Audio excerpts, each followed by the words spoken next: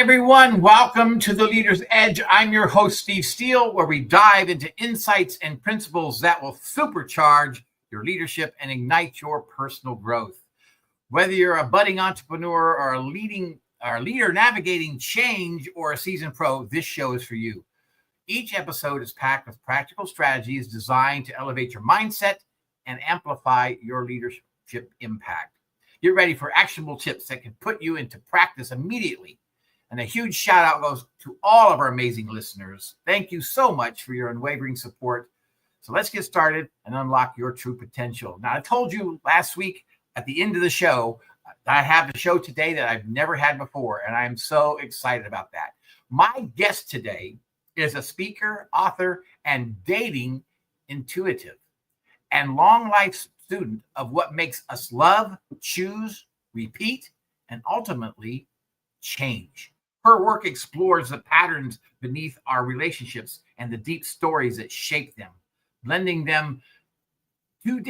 more than 2 decades of insight with lived experience, intuition, and growing exploration of the connection between what we can see, what we can feel, and how and what we somehow know.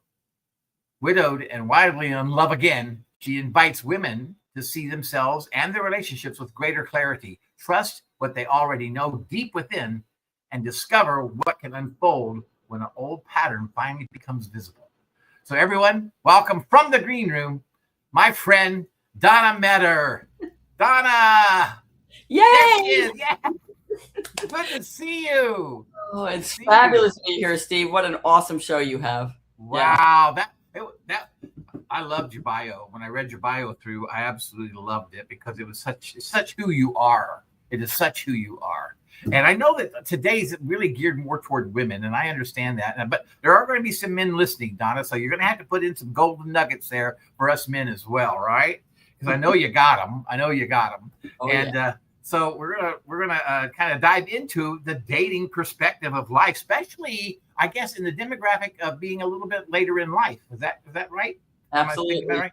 So how did that all come about? How did you start that? How did you even come up with this idea of this whole premise of dating, especially later in life? Well, because I was a woman dating later in life, Steve. Okay. All right. Well, I found myself single and homeless and kind of jobless all at the same time. I was in my early to mid 40s, and I thought, dating should be fun. I was actually living in New York City at the time, or Brooklyn, and working in the city once I did get a job.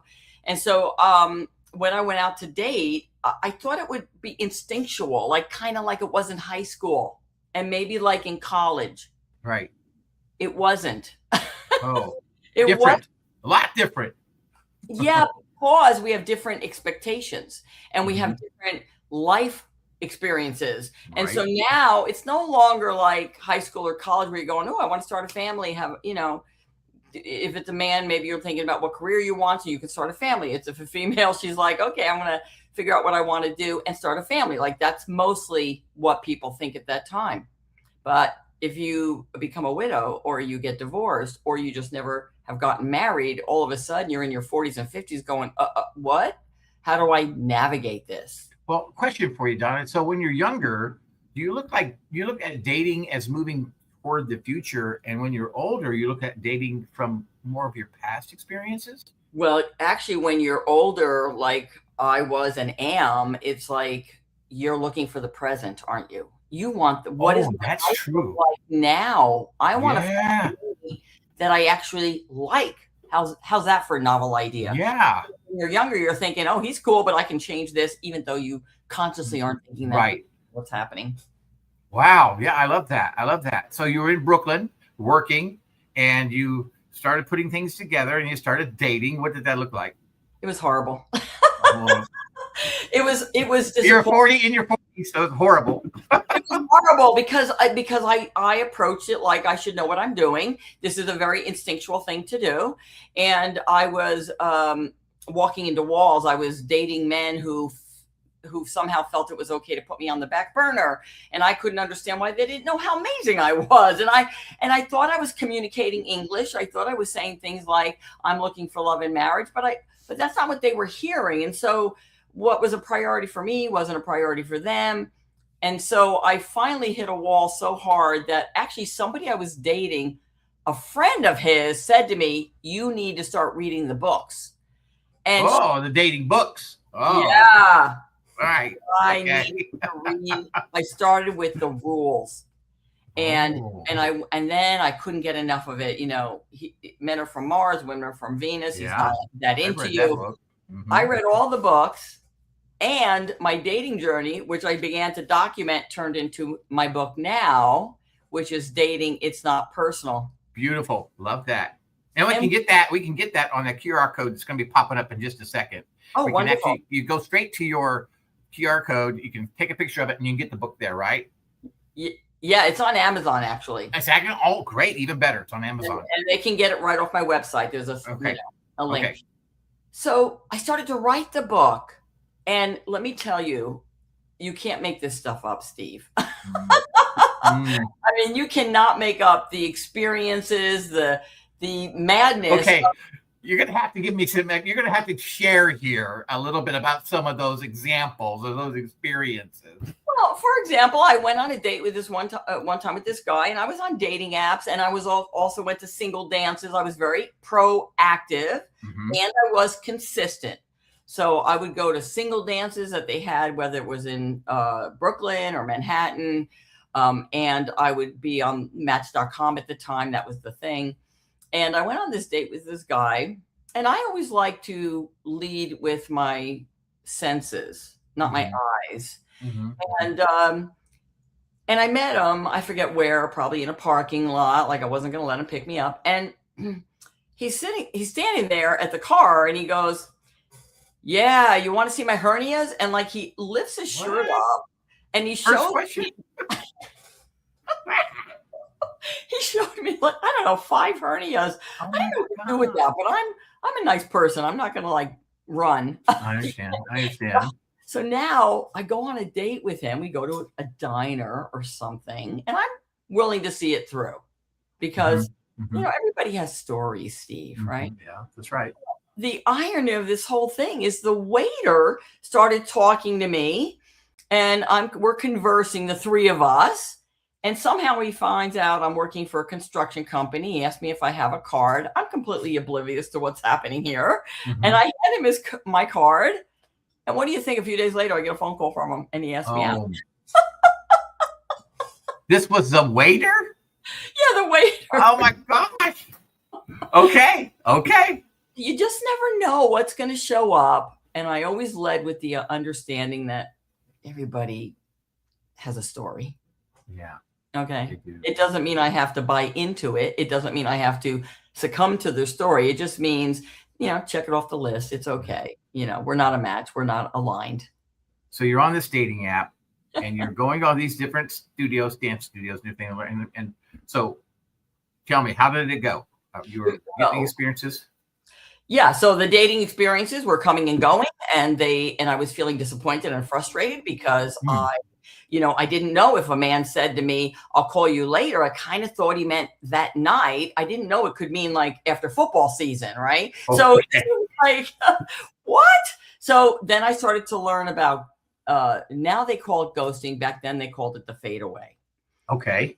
And that alone initially freaked me out. And then it became my best friend because it works both ways and it's very ethical in this dating world we live in today. I don't know if you want me to explain that. But yeah, please do, because I will be honest with you. I hate being ghosted. To be very frank and be very transparent, I'm not dating, but I don't like to be ghosted by anybody. I would rather they tell me straight up, "Hey, listen, I'm not interested," or, we'll talk at another time or whatever, but I don't really like being ghosted. So what's that? How does that work? Here's why I learned to love it. Because first of all, I was looking for love and marriage. So I was kind of on a mission. Yeah. And once I let go of the mission energy, I began to have fun, but I was very clear and upfront with people that I was looking for love and marriage. Sometimes I always encourage a phone call prior to the actual date, but sometimes it doesn't roll out until the date. And everybody's very nice, but when the date's over, then they start to reevaluate in their own brain. Right. And so ghosting became, once the shock of it and the disgruntled energy around it being on, how dare you ghost me? What? I made it a goal to date 3 or 4 guys in a week. And so Wow. do I need to break up with every single one that we're going through Well, revolving yeah, doors you're right. here. I'm not dating them. We went on a date. Yeah. Dating is an action word. We're not a thing until there's a conversation and an agreement. Yeah, that's true. That's true. So those were kind of like meetups in a way, just kind of getting to know the person, kind of having, whether it's coffee or dinner or whatever it is. I went to dinners typically. And there was one date I went on where I knew I was not going to see this guy again. And he gave me a little bit of the creepies. You got to pay attention to your sense. Right at the hair. That's interesting. Yeah. He gave me the creepy. So I met him in New York City. And after the date, so now the check comes. And while he's paying for this, and it was a diner, he's looking at me in an inappropriate way. And he's saying, so where do you want to go next week? And of course I'm thinking, there isn't going to be but I didn't feel comfortable enough to tell him that. And I said, why don't you call me and we'll talk about it? So that I could get home safe. And when he called, I broke up with him. Now, I didn't go into a story. I didn't tell him he gave me the creeps. I just said, I fibbed. I'm getting back with my boyfriend. You want to stay safe. And I'm getting, as an intuitive, I'm getting chills right now, which tells me I'm on the path that somebody needed to hear this, because you don't ever want to put yourself in an unsafe position. In fact, he insisted, he wanted to drive me home and I wouldn't let him. He said, all right, I'm walking you to the subway. And when we got to the subway, he thought he was going to make out with me. And I ran through that turnstile so fast.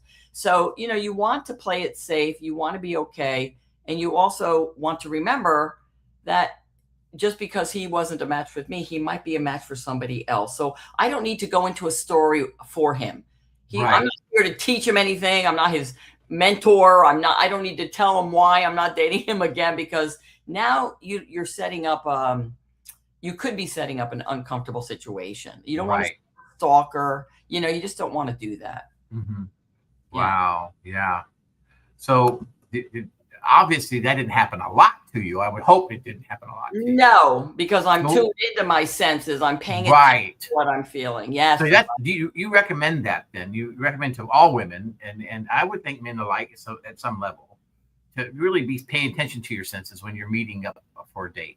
100%. And I will tell your audience, they can go to my website and grab a gift, and it's a PDF form of the 3 pillars I use, and it all has to do with your senses. That's beautiful. And you get that on the QR code, gang, and just click on the QR code to take you straight to your website. I'm on it right now. It's absolutely beautiful. You'll love it. You'll love it. You'll love it. Thank you. Yeah. Awesome, Donna. So you got started dating. All right. Now you're working these dates and you've got 3 or 4 a week going. What's going on? What are you looking for? What are you working toward? All right. Listen, gang, a dating is an action word. Right. Okay. You want to get out there and date. And by the way, Steve, get out there and date. I mean, you're such an amazing person. Go out and enjoy yourself with somebody you haven't met. And what I finally learned was, I love that. Yeah, I finally learned exactly what I just told you. Oh, I'm just meeting people I haven't met yet. I don't have to put a lot of emphasis on it. I don't have to have an end result. In fact, I always say, stay out of the outcome, gang. Just go enjoy yourself. All you should be thinking about on that first date is whether you want to go on a second one. That's it. And you don't necessarily have to tell them on the date, right? So so the ghosting comes in handy, because if it's not a match, you're looking for somebody you're aligned with. This has nothing to do with, well, they didn't call me, No, it's okay. Everybody's got a life, right? People are dealing with ailing parents and sick children, and there's all kinds of things happening. So give yourself a break. So now I'm having fun dating. Good. And I'm also working at the time for a construction company in New York, and somebody invites me to go to a cigar lounge, actually, in Manhattan. Interesting. I said, that's interesting. Yep. Somebody I was networking with said, hey, why don't you come have a cigar with us? And I think I'd only had one in my life. And he said, it's going to be a small group of people, and we're going to go to the top of the Sixes, which is right there next to Rockefeller Center. And while I was there, he says to me, hey, my buddy Pete Sparacco's at the bar. I think you can help each other, because I was in construction and he was a furniture installer. Okay. Like cubicles. Mm-hmm. Well, after networking with him for 2 months, going for a drink, having dinner, he asked me out on a date. And I almost fell off my chair. He was older. He was off the boat Italian. I never looked at him that way, but I thought, wow, he's so nice. Why would I say no? And Mr. Pietro Sparacco became my husband. Well, can you tell me, Donna, you said he was older than you. Was he quite a bit older, or was he like 5-10 years older, that kind of thing? He was 12 years older than me. I had been dating younger men and men my own age, and I just never saw it coming. Really? And I did this because this was not love at first sight. He was respectful. He was courteous. He was generous. He was very kind to me. And so I couldn't figure out why I should say no. So I kept going, well, why should I say no? And I kept saying yes. And then on our first date, he said to me, what is it you're looking for? And I said, love and marriage. I didn't know what to do with him. Wow. Yeah. So it turned into a love story. In fact, this book ends this is my journey right up until I meet him. So now it's a love story. Oh, and wow. For those of you who don't know, my husband passed away in 2016. Right. And today I am wildly in love again. Well, we're going to talk about that, okay? But before we go, we got a commercial break in about 2 or 3 minutes here. But Donna, tell me something. How did you know that, what was his name? Sparacco, you said? Pietro. Mm-hmm. Pietro. Okay. How did you know that that he was the one? You didn't? I didn't. I was networking with him and that's the point to your audience. Like, I was working with him. I was meeting him for things to help do business together. He asked me out on a date. He even asked me to go to Italy with him. And I almost fell off my chair. Whoa. How generous he was. And it was after he went to Italy and he was calling me every single day from Italy, because I turned him down, and that's another story. Mm-hmm. That's when I fell in love with him over the phone. Is that right? Mm-hmm. And he said to me, where are you? He said, I'm coming home Friday. What are you doing? I said, I'm coming to the airport to pick you up. Oh, wow. Yeah. Wow. So you can't fall in love over the phone. Yeah, you can. Yeah. That's beautiful. Yeah. That's beautiful. That is absolutely beautiful. I love that love story. And I know everyone, go get the book. You can get it on Amazon, get it at the QR code, read about that love story, read about what Donna's talking about. I know it's absolutely, absolutely beautiful. So Donna, but the sad part was he passed, right? So when we come back, we're going to go into the second part here, talk a little bit about more, and we're going to dive into some of your what your website does, what you teach, why you teach women what they want, and how to teach them, and some of the things they're looking for. And so us guys can kind of tune in, figure out, okay, be looking for that. All right. So we'll be right back to the Leader's Edge.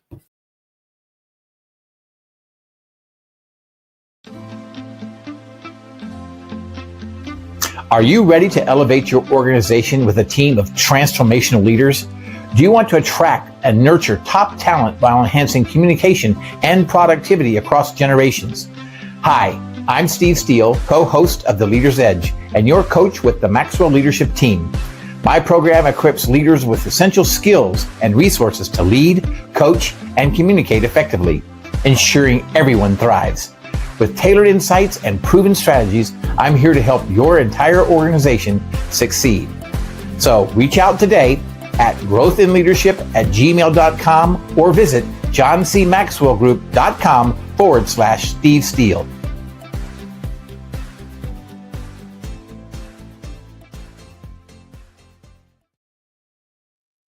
Hey everyone, welcome back to the Leader's Edge. I'm Steve Steele, your host, with our special guest today, Donna Meador. Donna, thank you so much. I love that first segment. We were talking a lot about how you got started and your dating, when you were dating, and we talked a little bit about Pietro, and he's in your book. He was your husband at the time, and so we're gonna.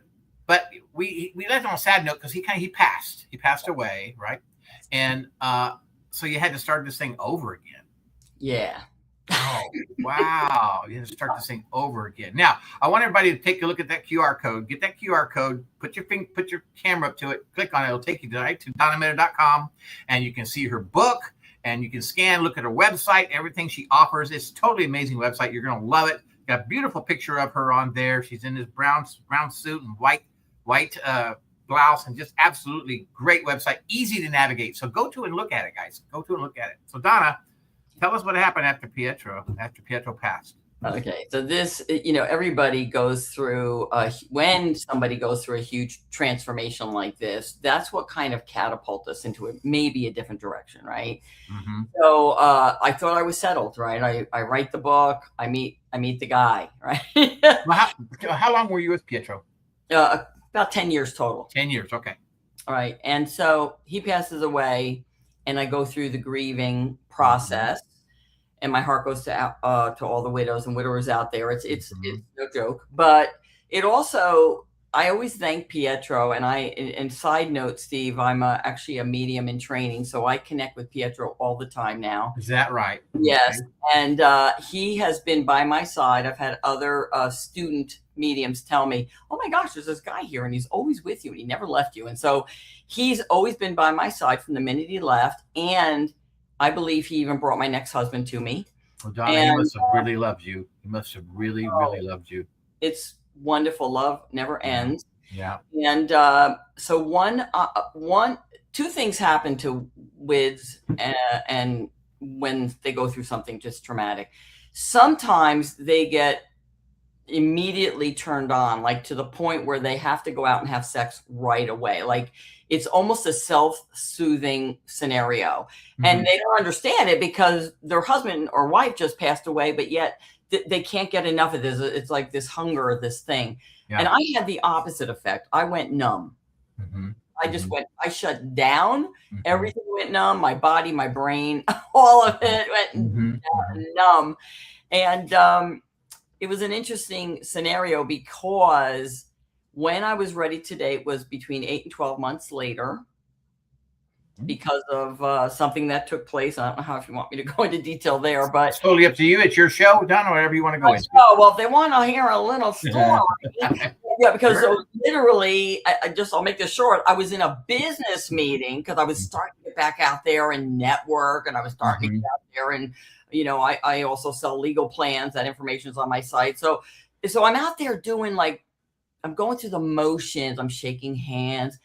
And some guy shakes my hand and I actually get turned on right in the business meeting. It was the most ridiculous experience. I was like, so I'm writing a book about that, right? Oh my God. Is everybody staring at me? Holy man, this thing didn't ask permission, right? So right. That was that's what turned on the okay, what now? What next thing? Okay. Gotcha. I was kind of at peace where I was. I was just minding my own business over here. Mm-hmm.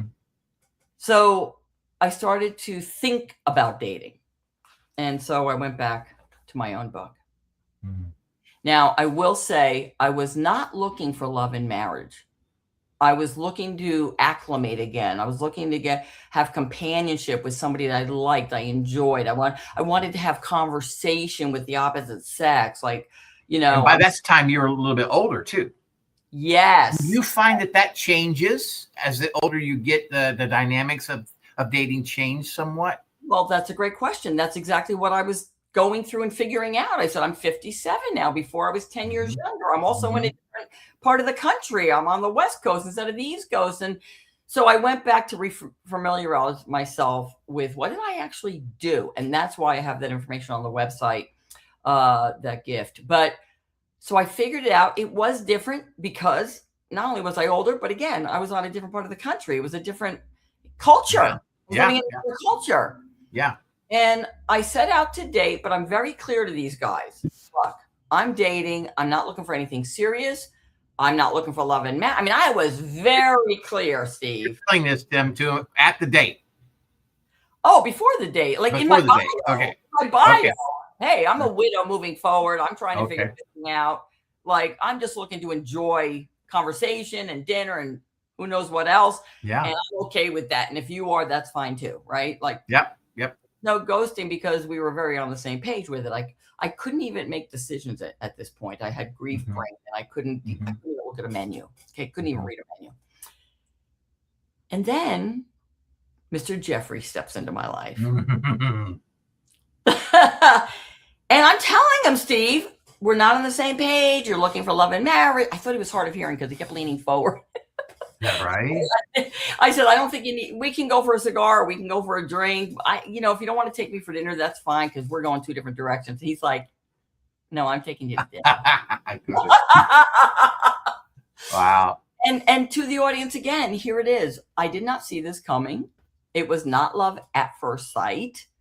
I will tell you on our second date, Mr. Jeffrey knew he was going to spend the rest of his life with me. And I'm very grateful he did not say so because I'm still juggling. How can I'm having feelings for him, Steve. This is so early on. And I'm going, I'm not even 5 days in. Did you feel guilty for that? I can't say I felt guilty, but it was definitely an emotion. I did a lot of work around trying to put my finger on. How can I fall in love when I'm already in love? Right. That's what I mean. And I'm sure a lot of women face that situation, and maybe men too, but yes. I'm sure a lot of women face that. They've gone through a love, maybe they've lost, maybe it's a divorce, because don't you find that true too? Yes. Yes. It's an interesting juggle, especially if somebody gets divorced and they didn't want the divorce, right? Exactly. So there is a lot of energetic emotion around this, and obviously all of our stories are different. We come to the table with wounds, right? And so I'm just telling him, I'm being as upfront and clear as possible, and literally like 8 days in, I'm going, what am I going to do with this? I'm in love with this. You knew 8 days in? Oh my God. I tried to deny it. And to give you an example, I would tell my mother all these stories. And one of my siblings said to my mother, so is Donna dating anybody special? And my mother says, well, she says no, but I know who he is. So again, I didn't see it coming. I was being as honest and clear as I could be. And this is a very important for the audience to hear who are out dating. It's important for you to be honest and you say true to yourself. And then if things change, things change. I mean, this isn't putting cement here, but I was as honest as I could until I couldn't deny it anymore. And I literally grabbed his face and said, I'm in love with you. And it looked like I felt like I was going to throw up. Wow. That is amazing. So you kind of just let it flow in. It wasn't something, I teach this thing where I teach people, like a coach, that desire plus non-resistance equals desired result. So if you're out there hustling it, pushing it, trying to make it happen, I have found out in my own life, I got to keep making it happen. But if it flows into my life by source of God or greater power or whatever, or however you want to look at it, if it flows in, then it's there at a greater level because it came to you. And it's always better than what you think you could have done. That's right. And is that right? 100% right. And you're like, how we do one thing is how we do all things, Steve. So so you're in this leadership, and by the way, love John Maxwell. Okay. So what's not to love about John Maxwell and his teachings? And when it flows, here's what people miss. Here's what people miss. If they don't know how to receive. Oh, that's a good point. We got to talk about that. Yes, because I had to learn how to receive, and how I do one thing is how I do all things. So is it in my business and in relationships, in dating? So why didn't I have fun the first year I went out dating before I met Pietro? Because I was on a mission and I was pushing. Okay? And once I understood, all I have to do is ABC, allow. And then I'm in a different phase. And then I had guys coming and going, all different ages. And there's Pietro, and I never saw him. And then now here's Jeff, because I'm saying to him, look, it's all good. You want to go on a date? Text me. I don't care. I couldn't make any decisions. And he was there and he held the space for me. Wow. Well, let me ask you this question, Donna. So let's say you have some women out there, or I'm going to say men too, because I'm in that category, obviously. and they say, I'd like to date. It'd be really fun to date, but I really don't want to go out there and get on a dating app. I really don't want to go out there and try to make something happen. I just want to see if it comes to me. Yeah. But don't you have to put your desire, some action into your desire or into your faith, so to speak? Because faith is actually an action word itself. Yes. So you have to put something into it. 100%. Right. You're so spot on. The most of the times when I hear those statements, whether it's from a man or a woman, because I'm intuitive, right? I have psychic abilities. We all do, but I'm honing that skill. I can see what's the wound underneath. And so many people who come and say, well, been there, done that. I'm not doing it again. There's no good men out there. I don't want to be, I don't want to lose my independence. We have all kinds of stories. Right. And I help women, because I do coach women, if they could understand that they have a sign above their head that's saying, stay away, go away. I don't trust you. And they've got their story. And so we have to embrace that, because that's part of faith. That's part of our belief system. Yeah. Okay. Yeah. And so what is it? What do you want? You're asking God for one thing, but then all your actions and everything you're thinking about is something different. Exactly. So, Donna, do we have to heal before we can actually get out there and do that? Well, or is healing a process? Is it involved in the process? Well, I would go with the latter. I say, because I've heard coaches say, no, they shouldn't date unless they heal. Now, we all could use healing. I don't care if you think you all the time, right? All the time. Yeah. So I said to my one student once, who said, I can't tell my life coach I'm dating because she tells me I have to heal first. And I said, it's like the monks. They go off into the woods and they're learning to pray and go inward, and it's all wonderful. And then what? Are you going to take them and throw them into New York City? I mean, there has to be, nothing's going to change in that circumstance. But if you step out of it, now you have other energetic forces coming. So I say, isn't it great to learn while you date and be honest? Like I said to one of my clients, she said, I really like this guy, but he had terrible teeth. I couldn't take his breath. And I said, well, since you were ready to call it off anyway, why didn't you be a friend and say, hey, I really like you. I don't think we're on the same page, but I do want to share with you that your breath was a turn off and maybe you want to get that checked out. I mean, why can't we be a friend if we already know it's not going to be a thing, right? Yeah. If you tell a guy that, he's going to like, it's going to be a big turnoff to him, right? It's going to be a big turnoff to him, and he's going to. Well, you already know it's over. It's already over, right? So be a friend. And you can even text it afterwards. You can email them. I mean, there's a million different ways that we can share information with somebody out of the kindness of our heart. Especially if you're just out there searching and looking, and you're not really getting it. Now, if you take that guy, let's just say the guy with the bad breath kind of thing, and you work that relationship a little bit, you get into more trouble if you don't say something at the front end of things than you do in 2 or 3 to 4 dates in. Yeah, because you can't change anybody. So the best you can do. But see, here's what I asked her, because she kept attracting guys with bad breath. And I said, what's going on with your story? Is that right? Why do you keep attracting this type of person? Because what we think about, we bring about. Steve, you know this. As a man thinketh, so is he. That's biblical. Right. I get it. So it works into how we do one thing is how we do all things. That's right. That is right. So what did she say when you told her that? Did she say, like, I need to change it, or I need to? Well, it was already done.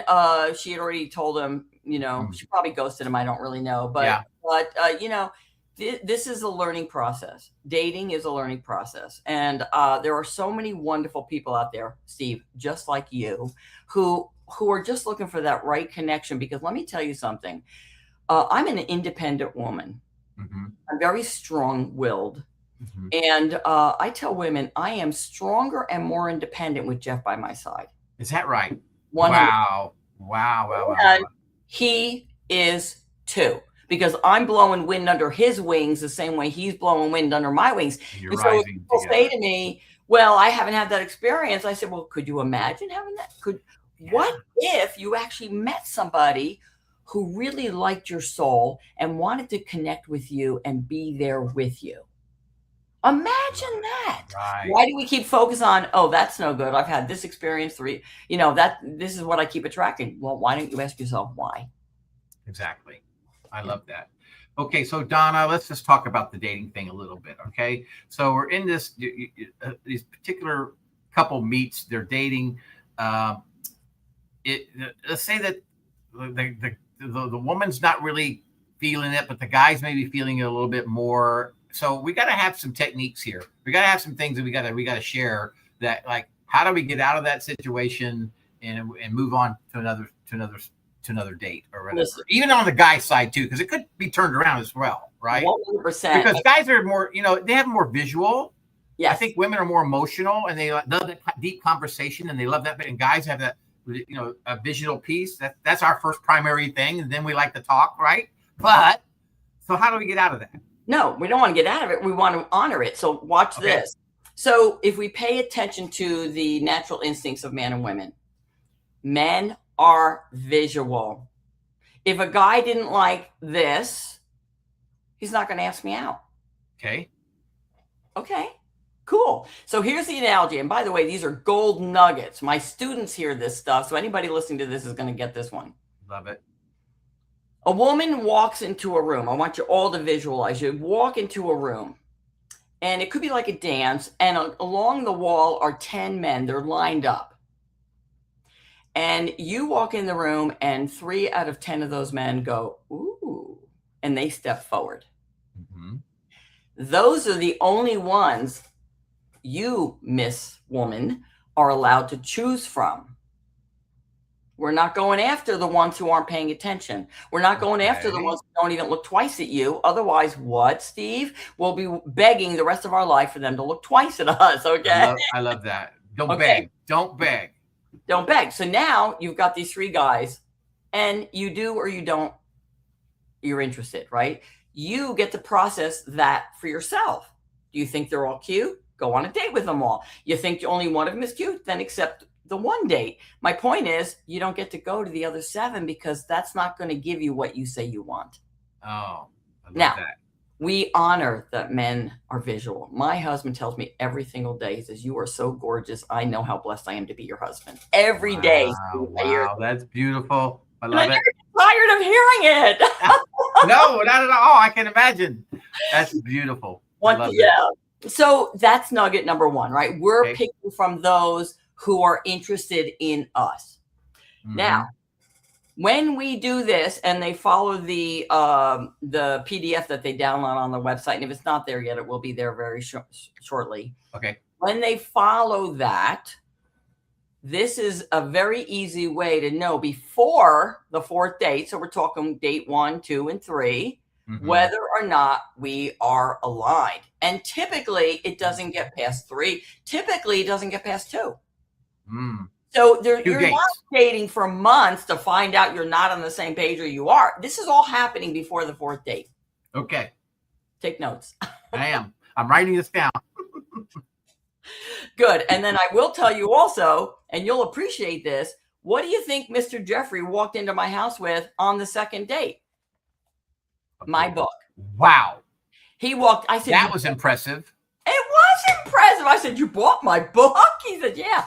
I wanted to know all about you. Yes, he is very smart. Okay, Donna, we've gone down for 2 nuggets. We got 2 more to go, right? So we're going to come back in just a second. We're going to take a quick break. I can't believe this segment is our longest segment. It's gone already. We have, oh my gosh, this is crazy. Okay, so we're going to be right back to the Leader's Edge with Donna Meador.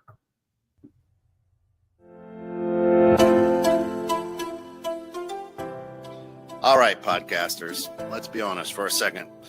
If your show sounds like it was recorded inside of a tin can, in your cousin's basement, in a van down by the river with your dog barking in the background, it's time for an upgrade. That's where 216 Creator Studios comes in, the home of real production, real people who actually know what all those shiny buttons do. They've got pro mics, top-tier editing, and lighting that makes everyone look like they slept 8 hours. Even if you didn't. Whether you're just starting out or you've been podcasting since people were still saying, smash that like button, give me a thumbs up. 216 Creator Studio helps you sound crisp, confident, and ready for the big leagues. So stop recording in your car, stop arguing with your USB mic, and get into 216 Creator Studios, where your podcast finally sounds as good as you think it does.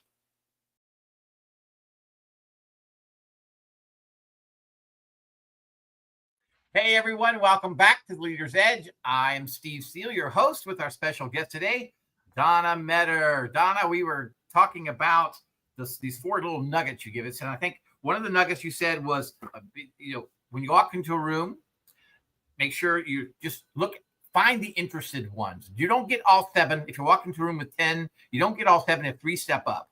So look for the interested guys. And then the second one was alignment. Make sure you're on the same page, and you're probably in the second date or so, right? At this point, you're trying to find out if you're on the same page with each other. Okay, Donna, that's 1 and 2. What's 3 and 4? You're going to love this. Okay. Men are visual. Yes. Women think they're visual. Ooh. Okay. They are not visual. And I get a lot of pushback on this. Yeah, I would say younger women, younger girls, they like that. They like those stud guys, you know? It don't matter. I mean, are they going to treat you the way you want to be treated? That's what it comes down to. And that is what women fall in love with. And so I have this thing that says, stop using your eyes. Mm. Okay. So pattern number 2, B, is blindfold. And I get a lot of pushback from this. I'm going to tell you right now. I'm teaching these women, what is your heart saying? What is your gut saying? What is happening within you? Because the eyes are saying one thing and the feelings typically are saying another. 2 different things. They're two different navigators. And if you go with your eyes, you're going to miss the things. You're going to miss the things. You're going to miss how like I said in the beginning, I was being put on the back burner. Why was I put on the back burner? I wasn't being treated with respect. I was kind of an afterthought. It was okay. Like all that. Right. Mm-hmm. So I learned to basically, and sometimes I actually did this, take a long blink while I'm sitting at a date just to see what I feel. Because if it doesn't feel right, it's not right. And there goes the date 1 or 2, Steve. We don't have to go months in. We're not going months in. Donna, let's say you're dating. Let me ask you this question. Is it okay to date a couple of guys at the same time? Yeah. Okay. So what if you get into that situation and you find out that both guys are pretty cool and you like what you're feeling? Maybe one guy's maybe a little more attractive than the other, but the other he's got more of the potential of making you feel the way you love to feel. What do you go with? How do you decide that? Oh, Steve, come on. So now I'm thinking as a guy, okay? Yeah, because let me tell you, because guys are different. That's why the woman's dating code. That's right. Because if there's 3 beautiful women, he's going to love them all, right? Yeah. But that's only going to last so far. How are you being treated? Are you being respected? Are you being valued? That's what's going to come down for someone, especially like you, right, Steve? Yes. Yeah. So, yes. And listen, I have gone on a lot of dates. I have dated a lot of men over the year. And I never have said to myself, oh, which one do I want? The cream rises to the top. I know that. You know that. Yeah. Yeah. And cream rises to the top. The cream rises to the top. And also I want to back you up a second. So let's say I'm dating 3 or 4 guys at the same time. Mm-hmm. It's like a revolving door. Mm-hmm. You'd be surprised how organic it is, because when I say dating, we're talking about 1 or 2 dates before they're out. Right. That's why you can't keep it going, because if you don't date multiples at once, Now you start to get desperation breath.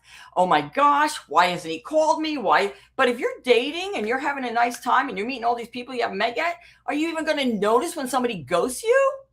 No. And you're not necessarily telling all these guys that you're dating different guys. Oh, no, I'm very honest. No. Are you okay? Well, okay. So how do those guys feel? I mean, they feel like if they leave, then that's what. Hey, they're gone. Yeah. That's the point of it. Dating is an action word. They are dating as well. They are dating multiples. And trust me when I tell you, if they want you, they're going to make themselves, they don't need to be told how to do that. They're going to let you know, I want you to be my girlfriend. I want to be steady with you. I mean, there was no confusion with either Pietro or Jeffrey as to what they wanted from me, and the feeling was mutual. Once I realized, I was in love. Right. Okay, yeah. That's number 3. That stop using your eyes. Okay. Yes. Is there another nugget? This is the big one. Oh. This is the big. You got the good stuff out of me. This one is going to be very clear for all the viewers, male and female, whether or not this is even going to go to date number 2 or 3. This is why I say I have earned my doctorate in dating. When you go on a date, and Steve, I want you to think about the last date you went on. Okay. I'm going to ask you about that in a second. So yeah, I'm thinking about it right now. Okay. Yeah, I'm thinking about it. I'll explain, but yeah. Okay. So once you hear yourself say to a friend, a family member, or even just in your head, I really like him, but that but has just negated that I really like him. And now there's something there you're trying to talk yourself into. Oh. Okay? I really like him, but he lives so far and he's not willing to drive to come see me. And, now we're trying to talk ourselves into something that we say we don't want. Wow. Okay. I like him, but he doesn't want to get married. I like him, but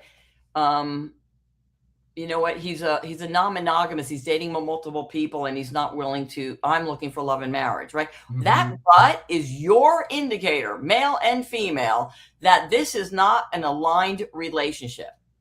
And there should be no more discussion. Like you do not need to go back and go, well, you're a non-monogamous, but I really like you. And would you change?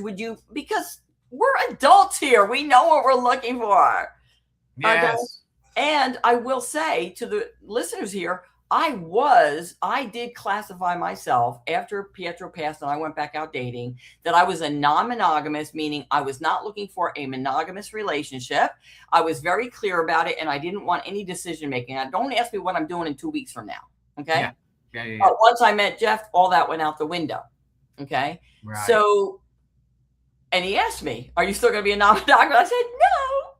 I'm in love with you. Well, that was a good dude. I love that he was so honest with you, and he was going to make sure, because if you would have said, it would have been ended at that point, probably.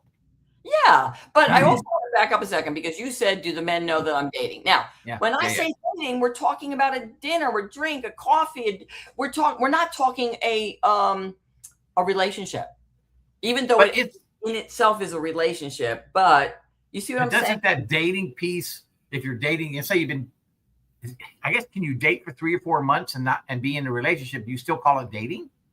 Well, first of all, I would never be, unless I was in this non-monogamous situation where I was not looking for any long-term anything.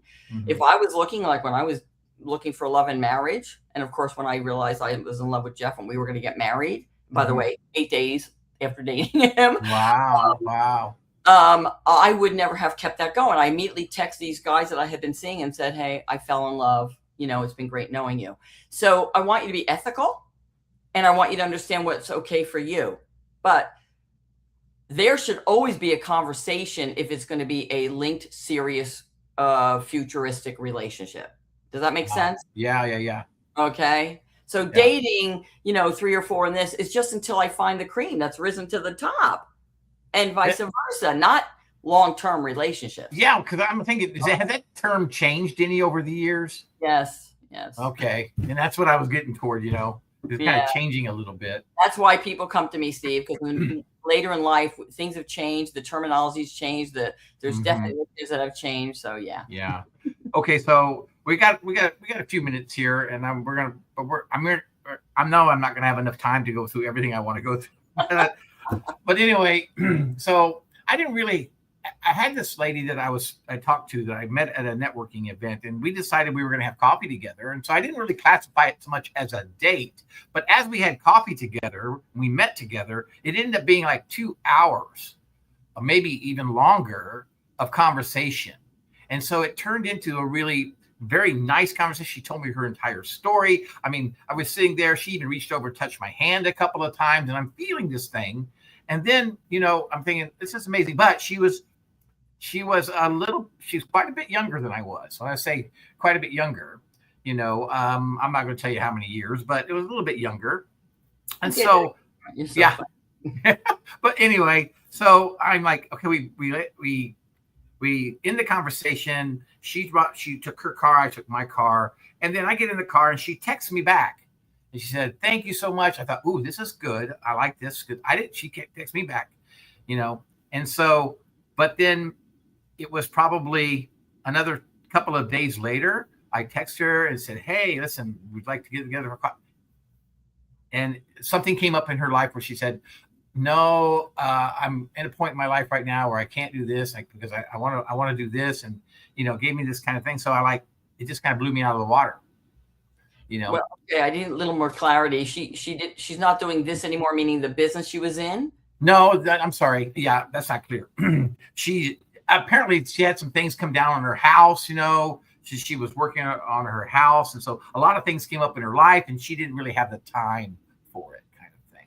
And time for what? Dating or the conversation or meeting up again. Kind of thing. Yeah. So obviously you're giving me sporadic things, but we want to be intentional.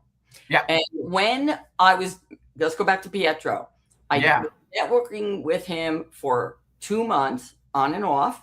And then this last time, he says, hey, do you want to get together for a drink? And I said, Peter, I need dinner. I'm sorry, but I just worked a full shift and I'll meet you in somewhere. And so he made reservations for a steakhouse on Madison Avenue. Oh, wow. Okay. So I went there and there he was at the bar. He was having a drink. So I said, hey, Peter, great to see you. And I sat down. Would you like a drink? Of course. Well, this networking thing, which normally would last an hour, is now like 4 hours in. Like we're having a drink and then we have dinner and then we have an afternoon drink. So, but it changed because he then said to me, he reached over and he touched my arm while we were sitting back at the bar for the after dinner drink. And he said to me, is it okay if I touch your arm? See, now he's drawing a line that I even didn't get at the moment. And I went like, sure, touch my arm. I don't care. But that's an indicator. And then I said, listen, I got to go. I got to jump off the subway and get home. He says, I got to take you home. So he drove me home. So things started to shift. And then he asked me to come to the beach with him, meet him on the beach on the weekend. And then I came to a halt. And I had to think about it first. And when he called me to see if I would meet him at the beach on Long Island, I said to him, because now we have to be intentional. Peter, is this a date or is this networking? What are we doing? Yeah. And he said, well, I like you and I want to take it one day at a time. I love that. Stories in the book. But see, so once you realize, so I didn't, she reached over and touched you. I'm a toucher. So was she sending you a signal? Was she not sending? Was it clear that there was a signal? And I like my man to make the first move, but it's okay to do things like this to let them know it's okay. Men don't like rejection any more than women do. Right. That's right. Yeah. That helped. Did that help? Well, yeah, absolutely. Thank you so very much for that, Donna. I greatly appreciate it. We've got about 3 minutes till the show's over, but we've got to talk about what you're doing and how people can get a hold of you. And I want to make sure they see that QR code. Put your book up one more time, Donna, so they can see your book, and that way, dating and Donna. Donna Sparacco is my late husband's name, and now that's my middle name. So I kept that. Yeah. And they can find this on Amazon. It's on my website. They'll see it there, and it's a fun little story. And I do want to say I'm a very different coach. I always direct people to my website. I record evergreen teachings and mentoring for them to download at nominal fees. And if somebody wants to work with me on one-on-one, they certainly can, but I'm always encouraging them. There's so much to learn, right? Yes, So much out there, YouTube and this. So I direct them to my website. I'm getting ready to upload a video, because video is more fun than PDFs. Yeah. It's a lot more fun.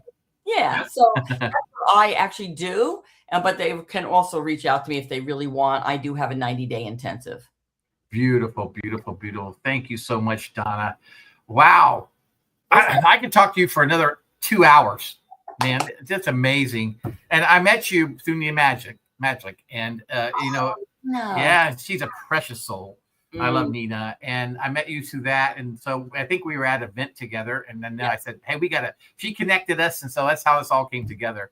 Just amazing, amazing, amazing. Donna, you are amazing, amazing woman. Thank you so, so much for being here on The Leader's Edge. Now, just as a reminder, you can find The Leader's Edge on Apple Music, Spotify, YouTube, or wherever you listen to your favorite podcasts. And if you find value in these conversations, please hit that subscribe button or follow to stay connected. And I want to say thank you to all of our listeners and friends, because without you, The Leader's Edge wouldn't be possible. And I'm so grateful to have you here today and so excited to connect with you.